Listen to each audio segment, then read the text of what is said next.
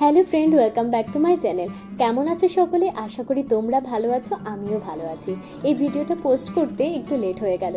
গত বৃহস্পতিবার দিনকে আকাশ কিন্তু ভারী মেঘলা ছিল। তোমরা তো জানো এই দুদিন ধরে ভালোই বৃষ্টি হচ্ছে কিন্তু।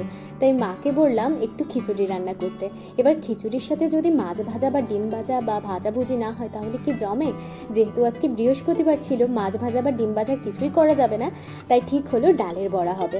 মা ডালের বড়ার সব কিছু তৈরির জিনিস রেডি করে দিয়েছিল, আমি খালি খাওয়ার আগে গরম গরম ভেজে নিয়েছিলাম।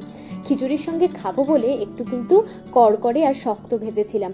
খেতেও জানো তো বেশ ভালো হয়েছিল।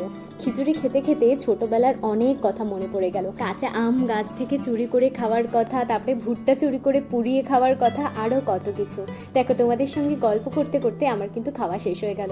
ধলুও কিন্তু ডালের বড়াটা বেশ খাচ্ছিল, তবে ও খিচুড়িটা খুব একটা পছন্দ করে না।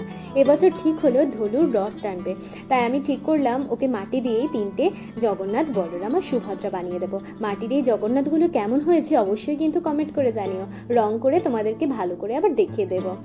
এই বোর্ডটা খুবই সিম্পল ছিল, তাই কলকার একটা ডিজাইন করেছি। কেমন লাগলো জানিও। আজকে রাত্রে আর রুটি করিনি, রাতে ছিল গরম গরম ভাত আর সঙ্গে ছিল ঘি আর পোস্ত বাটা। পোস্ত বাটা কিন্তু খেতে আমার খুব ভালো লাগে, তবে পোস্তর যা দাম সবসময় তো খাওয়া হয় না। ভিডিওটা এখানেই শেষ করলাম। ভিডিওটা যদি ভালো লেগে থাকে অবশ্যই কিন্তু একটা লাইক করো আর কমেন্ট করে জানিও ভিডিওটা তোমাদের কেমন লাগলো।